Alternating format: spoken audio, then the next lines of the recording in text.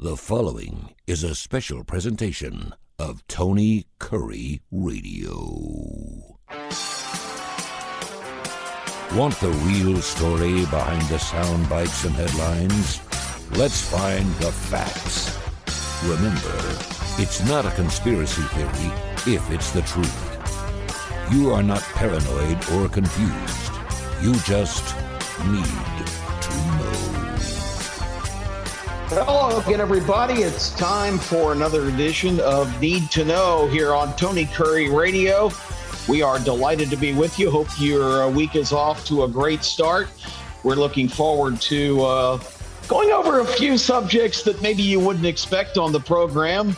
I'm Keefer. One of the reasons for that is that my illustrious co-host, the brilliant Terre Quillian, and a major contributor to the subjects we talk about every week, is not available today. So I'm flying solo here, but it does kind of give me an opportunity to go down a list of some things that have been on my mind, and maybe it'll provoke some thoughts from you and even give you a little bit of something in some areas that perhaps will surprise you. And I feel like it would be good from the standpoint of you need to know. So let's get started here on this broadcast with the first subject on my mind. And it was one that unfortunately I just had to add in the last day or so, because we lost an absolute giant in every sense in the passing of Bill Russell. And a lot of people might not really grasp the enormity of that statement or the enormity of the man, literally and figuratively. Bill Russell, of course, a 6'10" former basketball player for the Boston Celtics. This person defined, I think, and really is the definition of success in terms of team sport championships. Bill Russell just completely revolutionized the game, and in his later life also lent himself personally to just about every just cause you can think of, although he was a highly private person. But let's just put in perspective, because I think he's underappreciated from the standpoint of what he accomplished in basketball. You've, of course, in the modern day, it's Michael Jordan, LeBron James, who's the greatest player of all time. Well, let me interject that I think, as great as both of those guys were and are, Bill Russell deserves that designation based on just what he accomplished as an individual and teams he was on.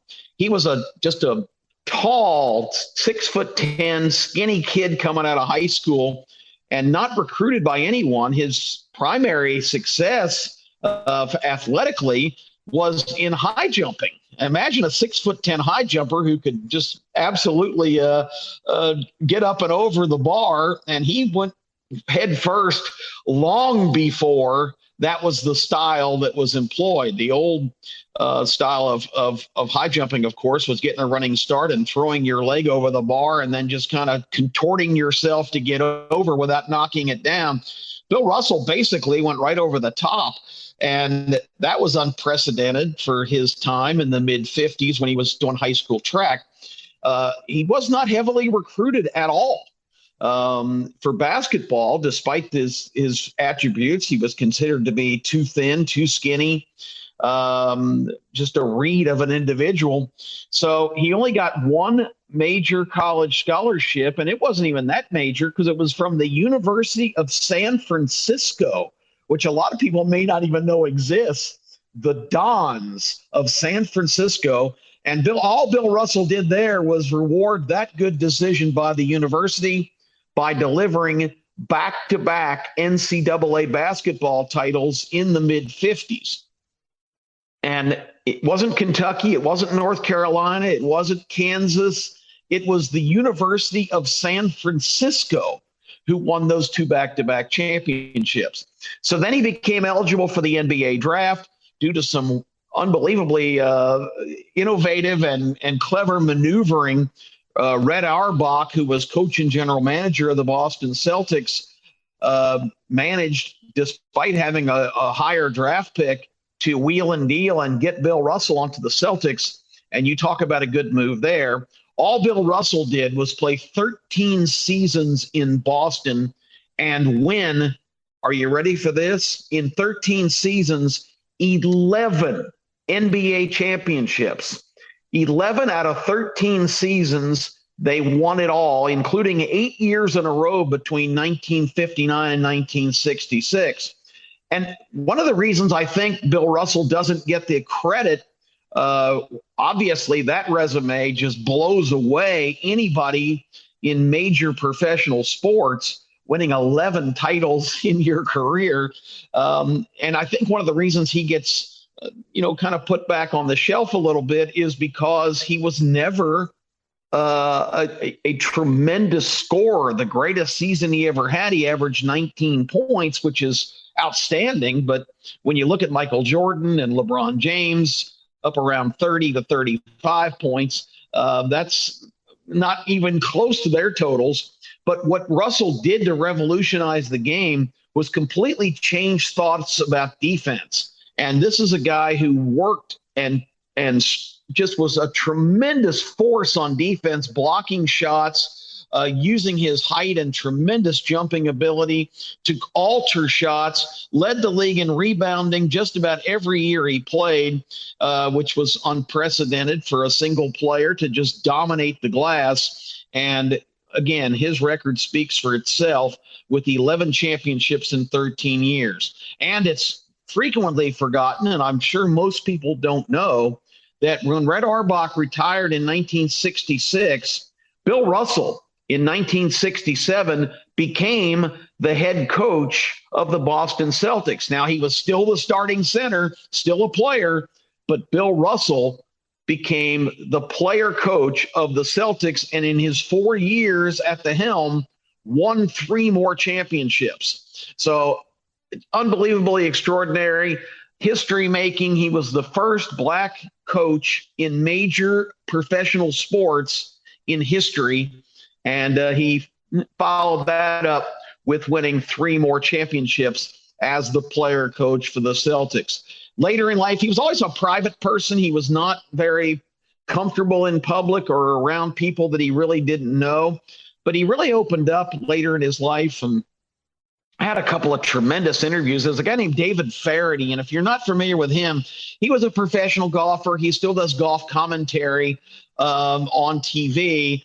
He was from Ireland, but this guy is a tremendous personality and it does these amazing interviews with select few athletes. I don't think he did a series for a couple of years, but it's on YouTube, all the different profiles he did. And the one with Bill Russell was just magical. It was so interesting to hear Russell open up about his career and things he liked and remembered, and just the personality. This was a man of unbelievable integrity and grace and extreme intelligence. We have lost a major figure, not only an icon in basketball, but an American icon with the passing of Bill Russell. We're going to stay in the sports arena for another quick thought. Well, I don't know how quick it'll be. I'm not really known for being too concise, but let's talk about something that kind of gets on my nerves, because obviously I'm a huge sports fan and watch a lot of sports. And the other night I got kind of triggered by back-to-back occurrences. I was watching a game and there was a ground ball to the left side that the batter hustled down the line and actually beat the play at first base. And the announcer immediately declares, "What great hustle by so-and-so." I don't even remember what the game was on the MLB network. And every time, and you hear that at least once or twice in every baseball broadcast, somebody runs a great distance and dives and makes a play. Somebody actually runs hard to first base on a ground ball, and they're praised for their hustle. This is a sport, folks, that the average, now listen to my words, the average salary in baseball right now of all 30 teams, of all 25, 26 guys on the active roster, the average salary, $4.3 million a year to play baseball. The minimum salary, if you get called up and you sit on the bench and don't ever get in the game, but just for suiting up, the minimum salary in baseball, $555,000. Juan Soto of the Washington Nationals was recently offered a 15-year contract that would have paid him $440 million. That's $30 million a year, roughly. He turned it down. And these guys, with commanding that kind of money and the opportunity to play professional baseball, are praised for hustling? Give me a break. They should be running through walls. They should be spiking their grandmother. They should be doing everything they can every second they're privileged to be on that field. Don't tell me a guy deserves credit for hustling, which brings to mind what happened next. A commercial came on for FanDuel. And if you're not familiar with that, it is a sports betting service that started out as kind of a fantasy league where you drafted players daily and based on their statistical performance, you can win money. Well, it's branched into a full-blown sports betting operation now. And FanDuel had a commercial talking about getting in on great action with baseball. And it concluded with FanDuel, the official sports betting partner of Major League Baseball. And coming off the hustle comment and the official partner of sports betting for baseball, of course, my mind immediately went to the man who has hustle in his nickname, Peter Edward Rose, Pete Rose, who played back, of course, in the 60s, 70s, and 80s. And I think he even retired in the 90s, so his longevity was amazing. But Pete Rose epitomized what it was to hustle. In fact, it's a funny story how Pete Rose became Charlie Hustle.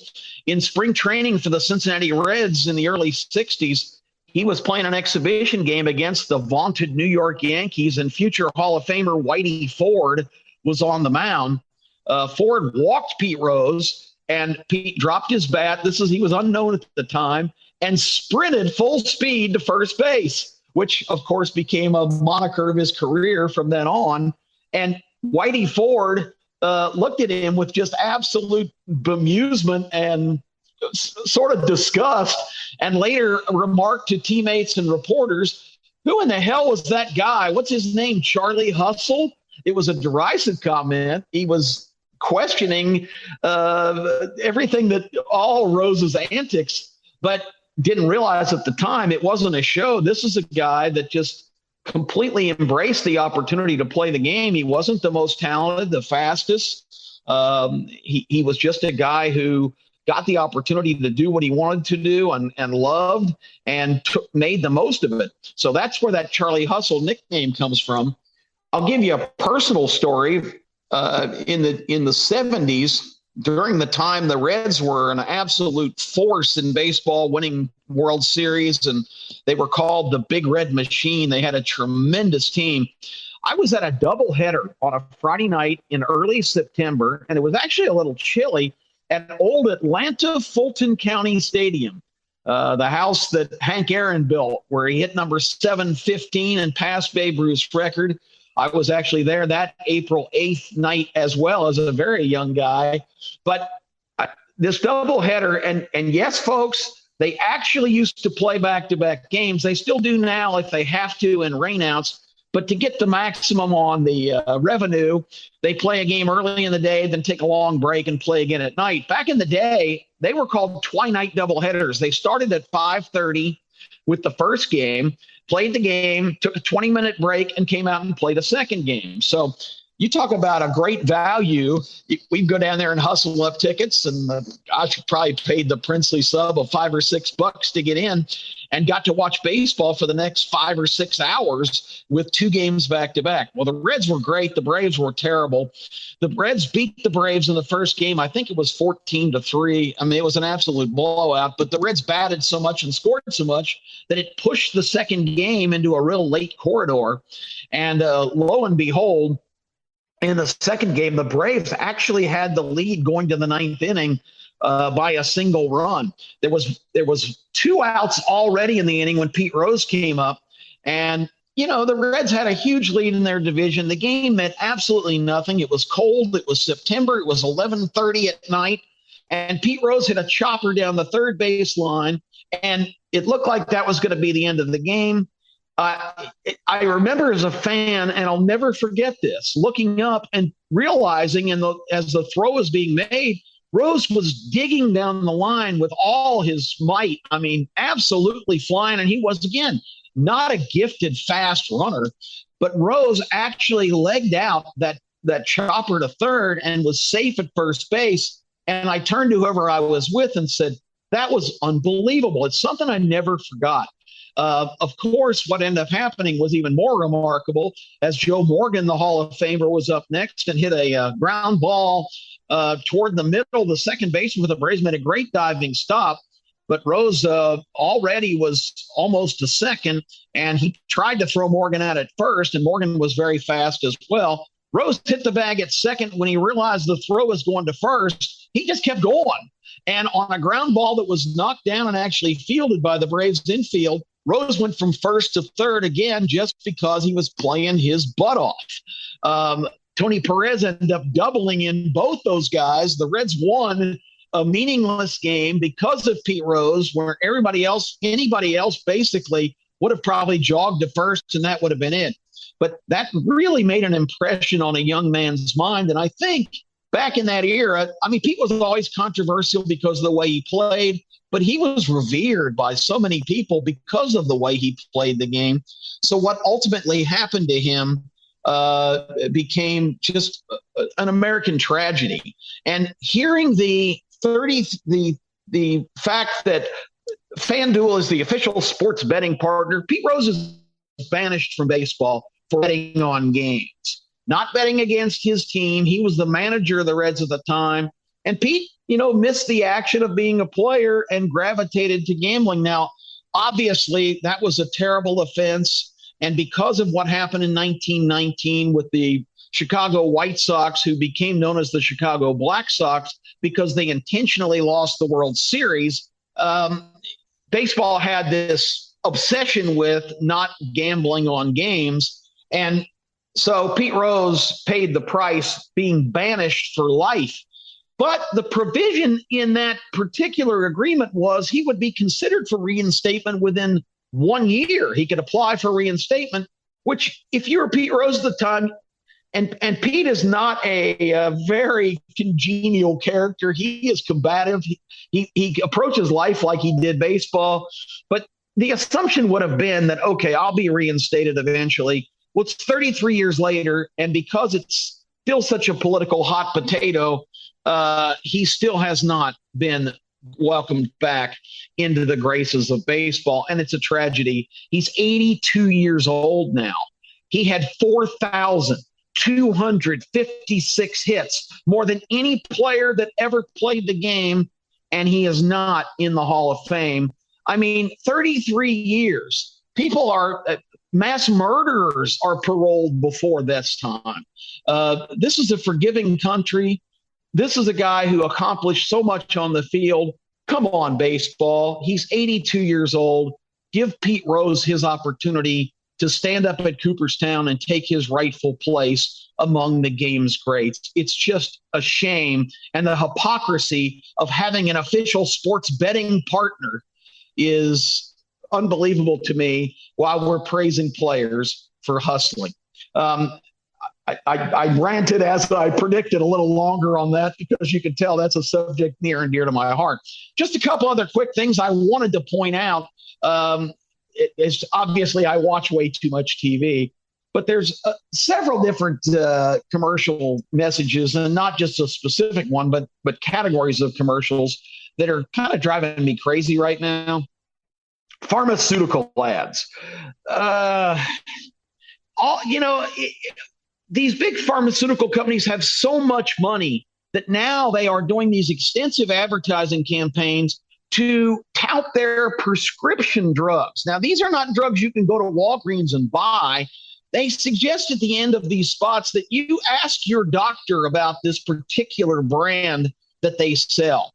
And that really kind of defeats the whole purpose of going in and say, hey, doc, I'm really interested in so-and-so. I saw it on TV. I think it could really help me.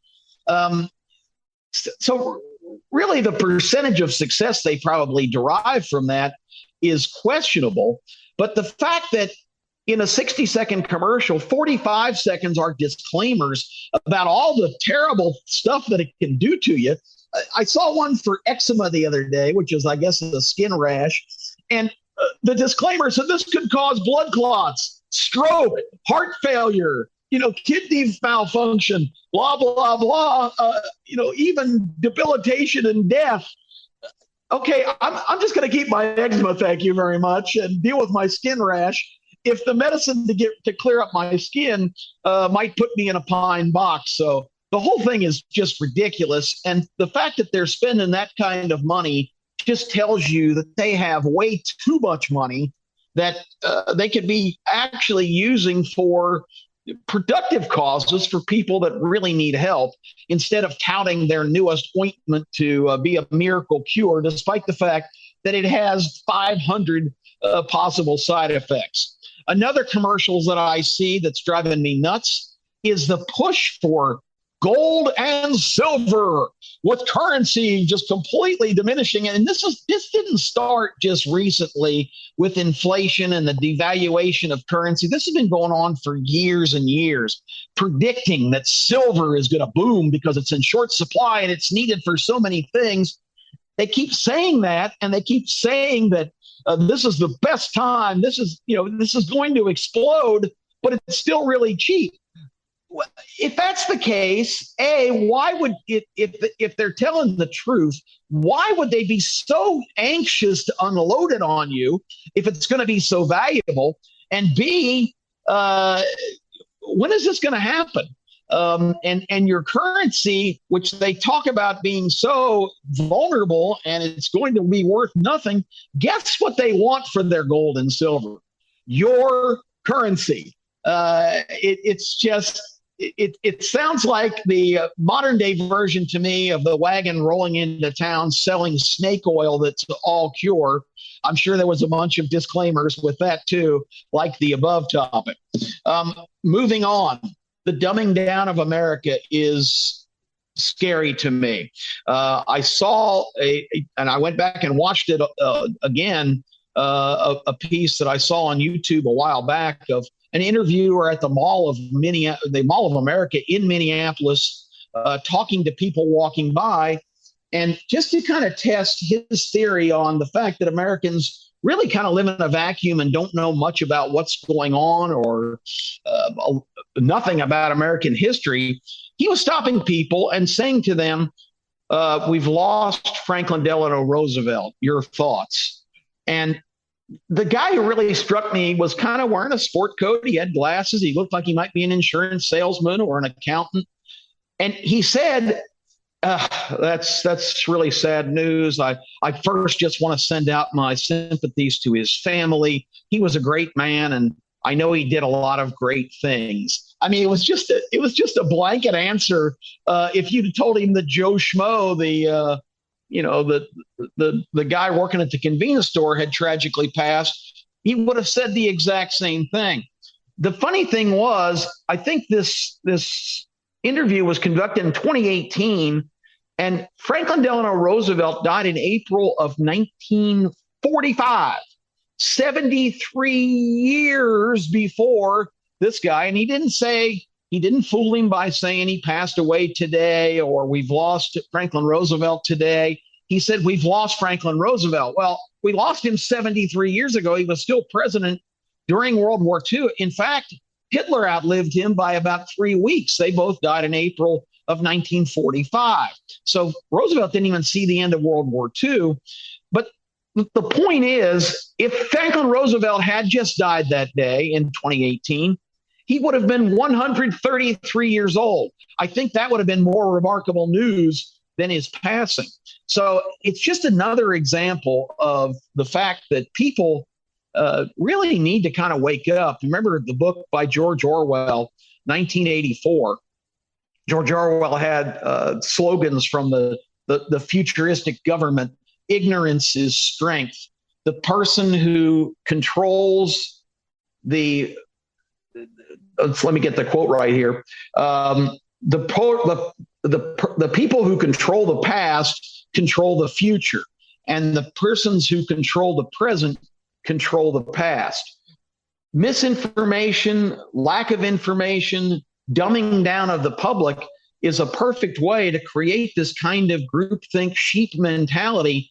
And everybody needs to step up and embrace other things outside their immediate circle.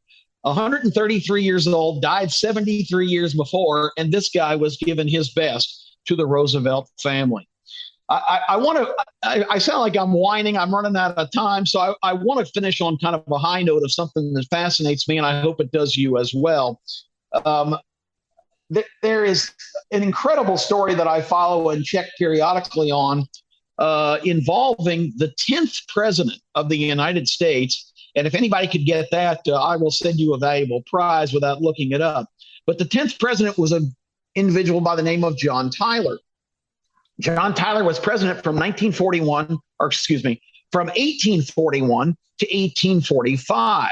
John Tyler took over when William Henry Harrison, the oldest president ever to be elected at the time, at the astonishing age of 68.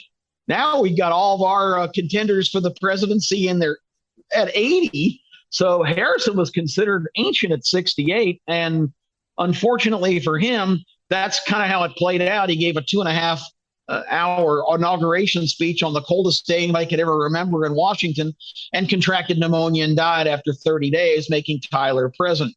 All that's secondary to the story. John Tyler was born in 1790. He lived through the Civil War period until about 1870. But in 1863, during the Civil War, long after his presidency, in his 70s, he actually fathered a child, 2 of them, as a matter of fact. And those guys, one of them lived up until into the next century, of course, up until about 1930. But in his 70s, he also fathered 2 sons. And incredibly, today, 2022, one of those sons, Harrison Tyler, is still alive in Virginia at 93 years old. One more in November, he'll be 94. So think about that. The 10th president of the United States, John Tyler, born in 1790, has a living grandson, 1700s, 1800s, 1900s. Now we're in the 20s, in the 2000s. That's 4 different decades, and his grandson, not great-grandson, not great-great-grandson, his son's son, his grandson, is still living. I find that to be absolutely fascinating, and I hope you do too. Okay, folks, it's time to wrap it up after that interesting rant and rave on many different subjects. Let's quickly review. Bill Russell was a great American and a tremendous loss. Pete Rose, put Charlie Hustle in the Hall of Fame, for God's sake. He epitomized what doing your best and making the most of your God-given ability is all about. And pharmaceutical companies, spend some money on some causes other than promoting yourselves and your brands and telling me all the terrible things it can do to me. Gold and silver, folks, I just don't buy it, literally or figuratively. And yes, folks, watch a documentary, read a book, enhance your knowledge. Being really ignorant of things is not the best way to go about life. Remember the line from Animal House, fat, drunk, and stupid is no way to go through life, son. And not calling any of our listeners that, but all of us can benefit from being a little bit more informed and a little bit more, filled with perspective to interpret events. So with that all being said, and all the best to Harris and Tyler, we're out of time. Thanks for everybody listening. Such an opportunity and a privilege to be on Tony Kurre Radio. We will join you again next week for another Need to Know. This has been a special presentation of Tony Kurre Radio.